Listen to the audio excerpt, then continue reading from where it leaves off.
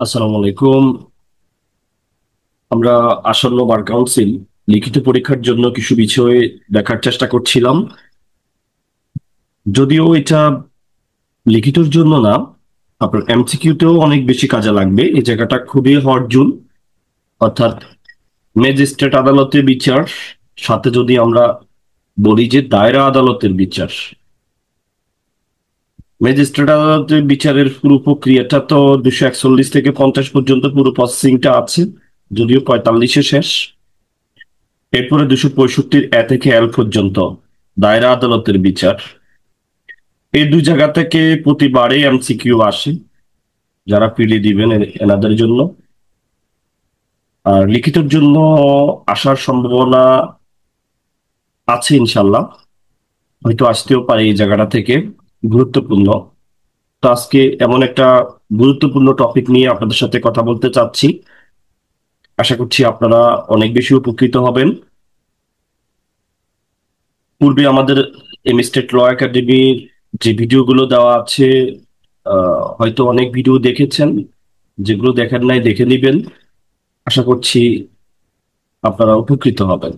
আর যদি চ্যানেলটি সাবস্ক্রাইব না করেন, তাহলে সাবস্ক্রাইব করে দিয়েন, শেয়ার দিয়েন, তাহলে অন্যরাও দেখার সুযোগ পাবে ইনশাল্লাহ। আহ, আমি চেষ্টা করছি যেন আপনারা একটা ভালো প্রিপারেশন অনলাইনে ফ্রিতে হয়ে যায়। আর যারা আমাদের একটা কোর্স চলমান আছে, যদি চাইলে আপনারা আমাদের রাত 10টা থেকে 11টা প্রতিদিনই এমসিকিউ প্লাস রিটেন, চাইলে ওই কোর্সে ভর্তি হইতে পারেন। খুবই, মানে আমরা একটা মান্থলি ফি নিই, একসাথে টাকা না, মাসিক ফি নিই। চাইলে 1 মাস ভর্তি হয়ে দেখতে পারেন কেমন লাগে। আশা করছি অনেক বেশি কাজ দিবে আর কি। তো শুরু করি আমরা। আমরা প্রথমেই দেখার চেষ্টা করব দুটো একসাথে মিলিয়ে, হ্যাঁ, একদম 241 থেকে শুরু করে 50 পর্যন্ত দেখার চেষ্টা করব। পাশাপাশি 265 ক থেকে একদম আহ ঠ পর্যন্ত, 265 ঠ পর্যন্ত আমরা দেখার চেষ্টা করব। আর বাড়তি যে জিনিসটা আছে, সেটা আমরা 247, 248, 49, 250 আলাদাভাবে দেখব। আশা করছি আপনারা টপিকটা বুঝতে পেরেছেন।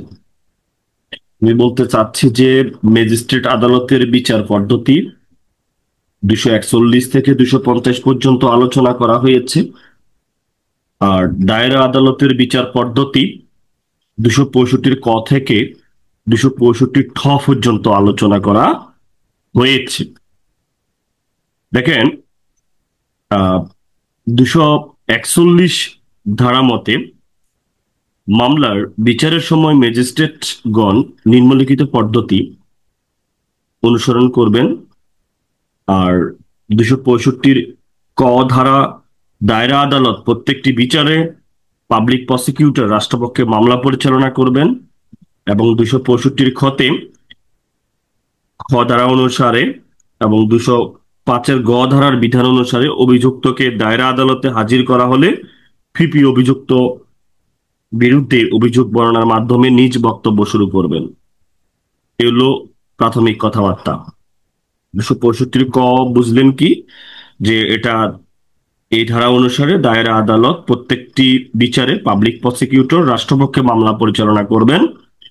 আর 265 খতে বলা আছে যে 205 গ ধারার বিধান অনুসারে অভিযুক্তকে দায়রা আদালতে হাজির করা হলে পাবলিক প্রসিকিউটর অভিযুক্তের বিরুদ্ধে অভিযোগ বর্ণনার মাধ্যমে নিজ বক্তব্য শুরু করবেন। এই হলো প্রাথমিক কথাবার্তা। এরপরে হচ্ছে 241 কতে আমরা দেখব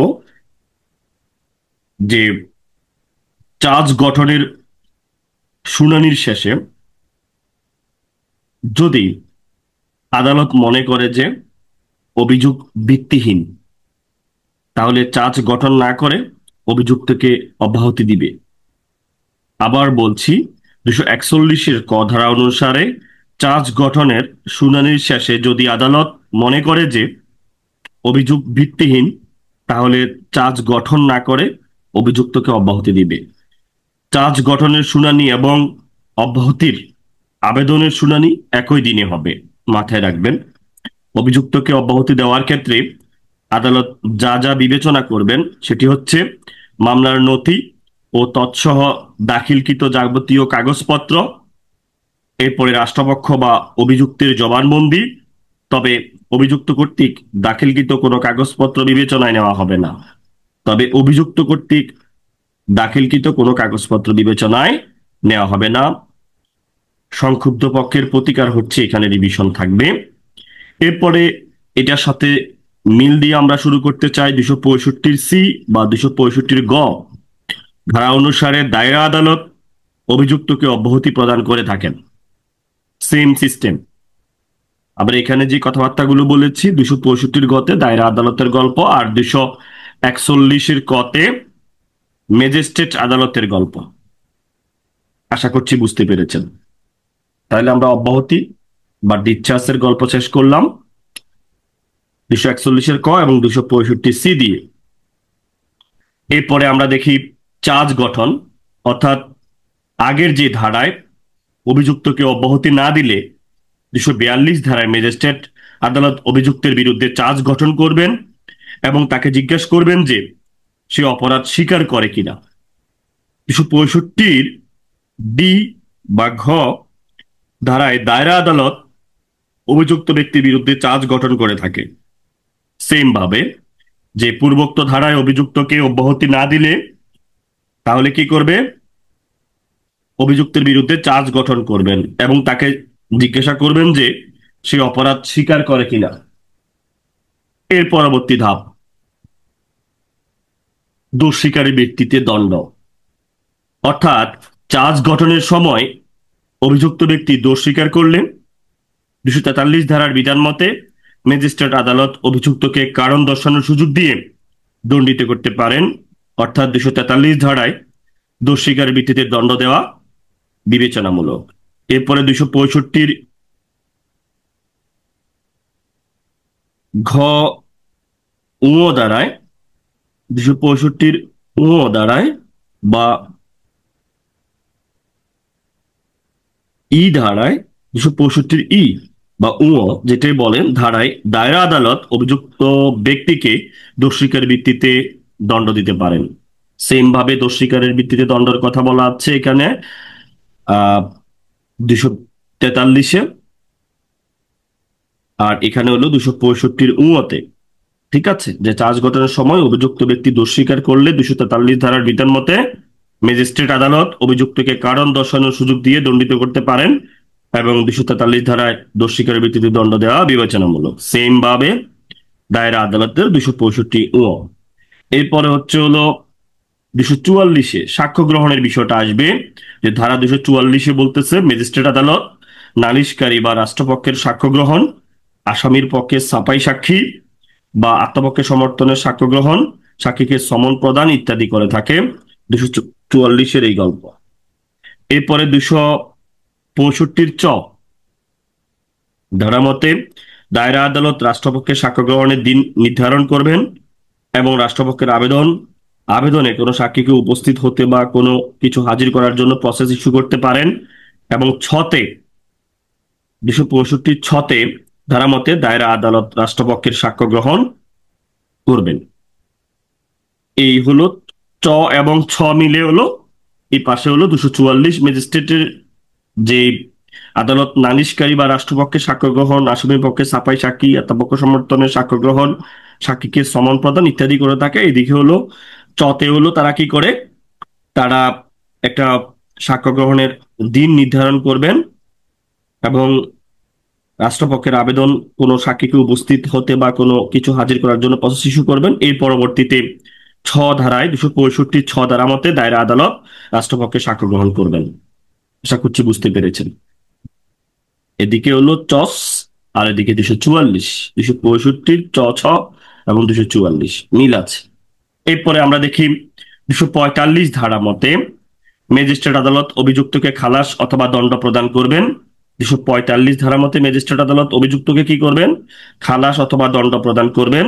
এরপরে রাষ্ট্রপক্ষের সাক্ষ্য গ্রহণ শেষে আসামিকে সাজা দেওয়ার মতো পর্যাপ্ত কারণ না থাকলে আসামিদের আত্মপক্ষ সমর্থনের সুযোগ দান ব্যতি রেখে 265 বর্গীয় জ ধারা মতে কি করবে, দায়রা আদালত আসামিকে খালাস দিতে পারেন। তাইলে মোটামুটি আমরা ম্যাজিস্ট্রেট আদালতের বিচার কার্যক্রম মোটামুটি দেখেন শেষ। এখানে কি বলতেছে, খালাস 245 ধারা মতে ম্যাজিস্ট্রেট আদালত অভিযুক্তকে খালাস অথবা দণ্ড প্রদান করেন। এরপরে এদিকে কি করছে, যে রাষ্ট্রপক্ষের সাক্ষ্য গ্রহণ শেষে আসামিদের সাজা দেওয়ার মতো পর্যাপ্ত কারণ না থাকলে আসামিদের আত্মপক্ষ সমর্থনের সুযোগ দান ছাড়াই 265 বর্গীয় জ ধারা মতে দায়রা আদালত আসামিকে খালাস দিতে পারেন। পূর্বের ধারা অনুসারে আসামিদের খালাস প্রদানের পর্যাপ্ত কারণ না থাকলে, তাইলে যদি কারণ না থাকে খালাস দেওয়ার মতো, তাহলে 265 ধারা মতে আসামিদের আত্মপক্ষ সমর্থনের জন্য আহ্বান জানাবেন এবং এর পরবর্তীতে 265 ধারা অনুসারে দায়রা আদালত প্রসিকিউশন বা আসামি পক্ষের যুক্তিতর্ক বা আর্গুমেন্ট শ্রবণ করবেন। এরপরে হলো, তাইলে যদি এটা আমরা আবার বলছি যে পূর্বের ধারা অনুসারে অর্থাৎ বর্গীয় জ 265 বর্গীয় জ ধারা অনুসারে যদি আসামিদের খালাস প্রদানের পর্যাপ্ত কারণ না থাকলে, তাহলে 265 ধারা অনুসারে আসামিদের আত্মপক্ষ সমর্থনের জন্য আহ্বান জানাবেন। অর্থাৎ ওনারা সাক্ষ্য দিবে, আসামি পক্ষে সাক্ষ্য প্রমাণ করার চেষ্টা করবে, সাক্ষ্য দেওয়ার চেষ্টা করবে, সাক্ষীদেরকে ডাকবে। এরপরে হলো 265 ধারা অনুসারে দায়রা আদালত প্রসিকিউশন বা আসামি পক্ষের যুক্তিতর্ক বা আর্গুমেন্ট শ্রবণ করবেন। এরপরে হলো 265 ধারা অনুসারে দায়রা আদালত আসামিকে খালাস অথবা দণ্ড প্রদান করবেন। এরপরে হলো 265 ধারায় পূর্ববর্তী দণ্ডাদেশ সম্পর্কে সাক্ষ্য গ্রহণ করা হয়, আগে যদি কোনো দণ্ডাদেশ থাকে সেটা দেখবে। এরপরে হলো মোটামুটি দায়রা আদালতের বিচার কার্যক্রম শেষ এবং ম্যাজিস্ট্রেটদেরও কার্যক্রম শেষ। ম্যাজিস্ট্রেটদের আরো কিছু কাজকর্ম আছে, সেটা হলো দেখেন 247 ধারাতে বলতেছে যে নালিশকারী যদি অনুপস্থিত ম্যাজিস্ট্রেট আদালত অভিযুক্তকে খালাস প্রদান করতে পারেন। 247 ধারায় যদি যে নালিশ করছে উনি যদি অনুপস্থিত থাকে তাহলে মামলা খালাস করে দিতে পারেন। 248 বলতেছে নালিশকারী চার্জ গঠনের আগে পরে অর্থাৎ চূড়ান্ত রায়ের পূর্বে আদালতের অনুমতি সাপেক্ষে মামলা প্রত্যাহার করলে আসামি খালাস পেয়েছে বলে গণ্য হবে, সেটা 248 গল্প।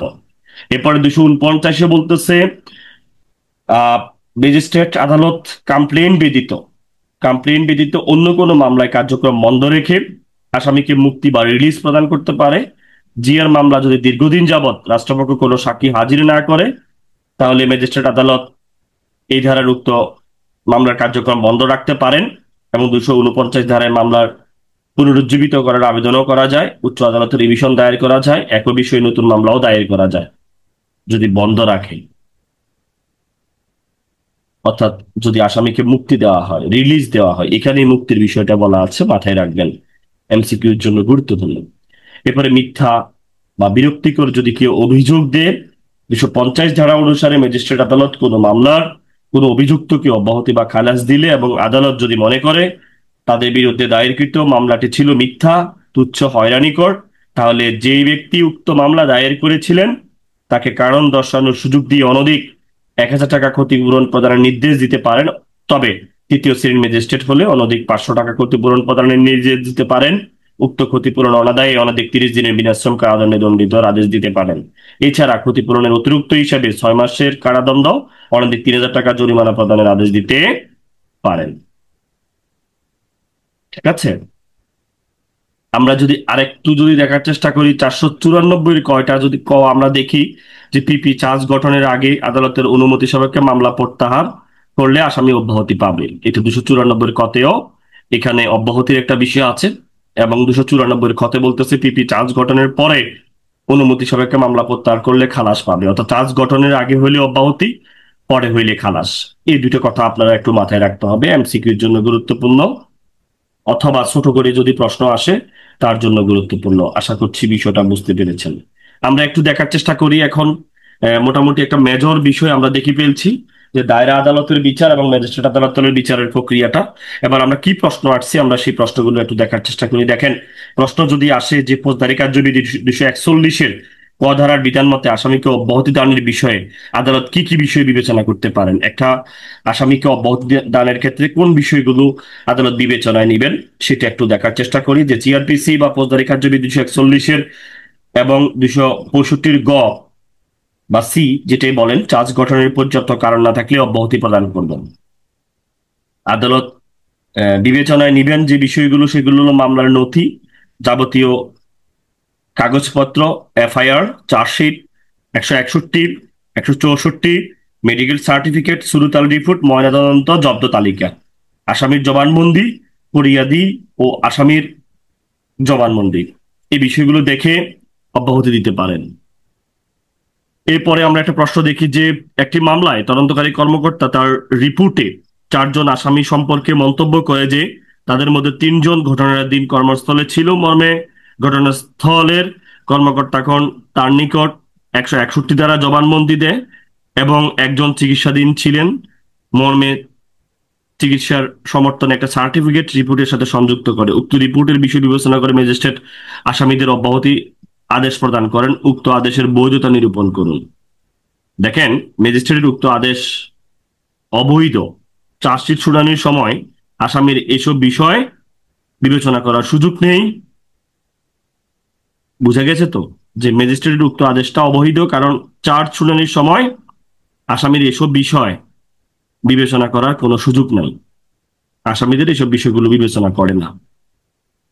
এরপরে দেখেন, একটি প্রতিষ্ঠান হতে মিথ্যা বিল দাখিল করে বিলের টাকা গ্রহণের জন্য আসামিদের বিরুদ্ধে দণ্ডবিধির 406, 109 ধারার অভিযোগ করা হলে আসামিপক্ষ বলা হয় ভুলবশত বিলটি দেওয়া হয়েছিল এবং মামলা দায়ের করার পূর্বেই ভুলের বিষয়টি অভিযোগকারীকে জানিয়ে দেওয়া হয়েছে। মামলা কোয়াশ করার জন্য হাইকোর্ট বিভাগে আবেদন করা হলে আবেদন মঞ্জুর করেন এবং আসামিদের উক্ত আবেদনের উপর ভিত্তি করে অব্যাহতি প্রদান করেন। উক্ত অব্যাহতির আদেশের বৈধতা নিরূপণ করুন। 406 এবং 109 ধারার অপরাধ সংগঠিত হয়নি, এই ঘটনার অপরাধ সংগঠিত হয়নি, কিন্তু ভুলের বিষয় পরিকল্পিত হয়েছে, তাই অব্যাহতির আদেশ বৈধ। ফৌজদারি কার্যবিধির বিধান অনুসারে ম্যাজিস্ট্রেট আদালত কর্তৃক আমরা যে বিচার প্রক্রিয়াটা ইতিমধ্যে জেনে গিয়েছি, আমরা 241-এর ক থেকে 245 পর্যন্ত আলোচনা করলেই হবে।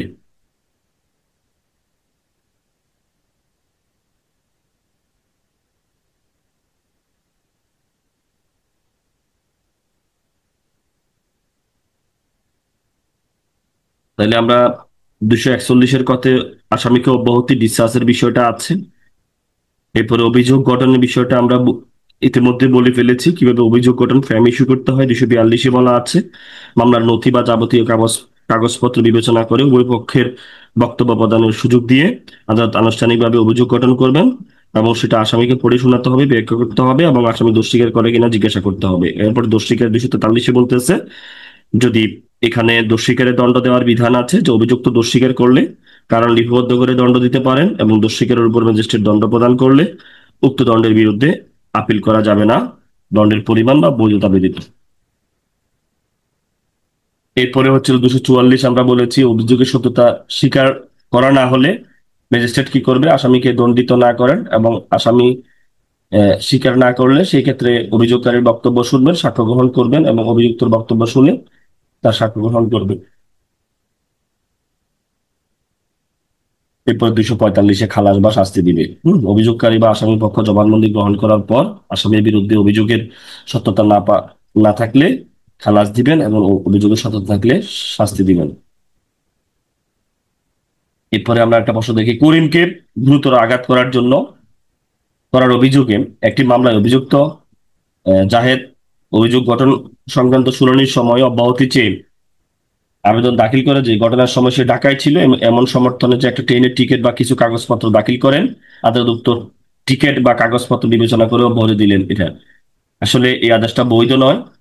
প্লি অফ এলিবাই বিচারের সময় বিবেচনা করা যায়, অভিযোগের গঠনের সময় করা যায় না, তাই ম্যাজিস্ট্রেট উক্ত আদেশ লক্ষণীয় না। আশা করছি বুঝতে পেরেছেন। কখন আসামির অনুপস্থিতিতে বিচার, আমরা ওইদিকে গেলাম না। আমরা দেখতে চাই আদালত আসামি করিমের বিরুদ্ধে গ্রেপ্তারি পরোয়ানা জারি করা এবং করিম উপস্থিত হয়ে জামিন আবেদন করলে আদালত তা মঞ্জুর করেন, তা উভয় পক্ষে উপস্থিত হওয়ার জন্য তারিখ নির্ধারণ করেন। উক্ত তারিখে উপস্থিত হলেও ফরিয়াদি অর্থাৎ যে আছে উনি অনুপস্থিত, সেক্ষেত্রে কি করবেন? এই যে যদি 247 দ্বারা কি করবেন, এখানে আসামিকে খালাস দিয়ে দিবেন যদি ফরিয়াদি অনুপস্থিত থাকে। আশা করছি আপনারা বিষয়গুলো বুঝতে পেরেছেন যে কিভাবে ম্যাজিস্ট্রেট বা দায়রা আদালতের বিচার প্রক্রিয়া চালাতে হয়। সেই বিষয়গুলো আপনারা ইতিমধ্যে শুনেছেন। আশা করছি আপনাদের অনেক বেশি কাজে লাগবে। যে এই যে আসামিকে অব্যাহতি 241-এর কতে, আর 242-এ হলো চার্জ গঠনের বিষয় বলা আছে, 243-এ দোষ স্বীকারে দণ্ডের কথা বলা আছে, 245-এ পাশাপাশি 244-ও আছে, এবং 244-এ দেখলাম। এরপরে হলো 245-এ খালাসের বিষয়টা বলা আছে। এরপরে হলো ফরিয়াদি অনুপস্থিত থাকলে হলো 247। এরপরে হচ্ছে ফরিয়াদি মামলা প্রত্যাহার করলে 248, এবং ফরিয়াদি যদি না থাকলে, কার্যক্রম বন্ধ থাকলে মুক্তি, এবং মিথ্যা তুচ্ছর কথা বলা আছে 250-এ। আশা করছি বিষয়গুলো বুঝতে পেরেছেন।